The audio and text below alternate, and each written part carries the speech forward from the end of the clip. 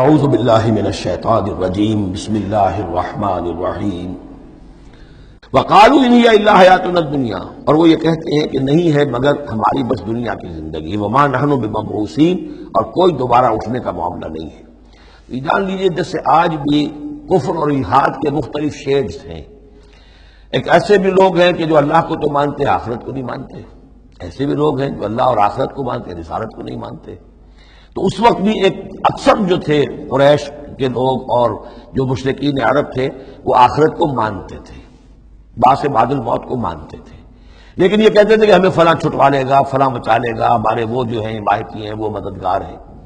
لیکن کچھ طبقہ ان میں ایسا بھی تھا کہ جو جیسے آج کل کے ہمارے ملحد ہیں کہ نہیں کوئی زندگی نہیں ہے، مادہ پرستی جس کو ہم کہتے ہیں الحاد، کہ بس یہی زندگی ہے، کوئی اور زندگی نہیں ہے۔ تو یہ ان لوگوں کا تذکرہ ہے۔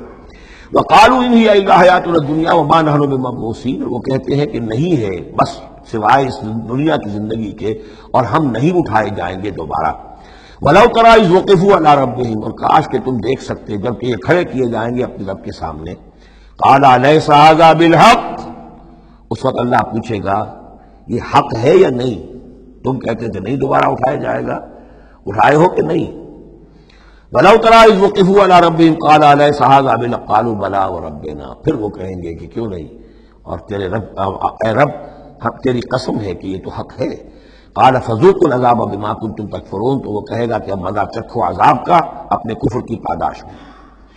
قَدْ خَسِرَ الَّذِينَ كَذَّبُوا بِلِقَاءِ اللَّهِ، بڑے گھاٹے میں پڑ گئے، تباہ و برباد ہو گئے وہ لوگ جو اللہ سے ملاقات کے انکاری ہیں، جو جھٹلا رہے ہیں کہ نہیں کوئی پیشی نہیں، کوئی ملاقات نہیں، کوئی حاضری نہیں۔ حتیٰ اذا جاءتهم الساعة بغتة، یہاں تک کہ جب وہ وقت آ جائے گا ان پر اچانک۔ اب یہ الساعہ گھڑی ایک شخص کے لیے یہ موت ہے، اور عام دنیا کے لیے پھر جب پوری قیامت کا وقت آئے گا، عام طور پر قیامت کی مراد لی گئی ہے۔ اذا جاءتهم الساعة بغتة، اچانک آ جائے گی قیامت۔ قالوا یا حسرتنا علی ما فرطنا فیہا، تو وہ کہیں گے ہائے افسوس ہم سے کتنی کوتاہی ہوئی اس کے بارے میں، ہم نے قیامت کو جھٹلایا اور یہ قیامت تو حق بن کر سامنے آ گئی۔ وَهُمْ يَحْمِلُونَ أَوْزَارَهُمْ عَلَىٰ ظُهُورِهِمْ، اور وہ اٹھائے ہوئے ہوں گے اپنے بوجھ، گناہوں کے بوجھ، کفر اور شرک کے بوجھ اپنی پیٹھوں پر۔ أَلَا سَاءَ مَا يَزِرُونَ، آگاہ ہو جاؤ بہت برا بوجھ ہوگا جو اٹھائے ہوئے ہوں گے۔ وَمَا الْحَيَاةُ الدُّنْيَا إِلَّا لَعِبٌ وَلَهْوٌ، اور نہیں ہے دنیا کی زندگی مگر کھیل اور کچھ جی بہلا لینا۔ یعنی اس کو یہ نہ سمجھیے کہ دنیا کی زندگی حقیقت نہیں ہے، تقابل میں کہا یہ جاتا ہے، تقابل میں آخرت کے مقابلے میں اس کی یہ حقیقت ہے۔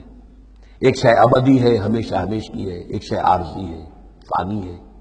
لہذا جب تقابل کریں گے، جیسے کہ دعا استخارہ میں فَإِنَّكَ تَعْلَمُ وَلَا أَعْلَمُ، اے اللہ تو جانتا میں نہیں جانتا، اس کا یہ مطلب تو نہیں کہ انسان کے پاس کوئی بھی علم نہیں، لیکن علم اللہ کے علم کے مقابلے میں، چاہے نبی کا علم ہو، فرشتوں کا علم ہو، کچھ نہ ہونے کے برابر ہے اللہ کے علم کے مقابلے۔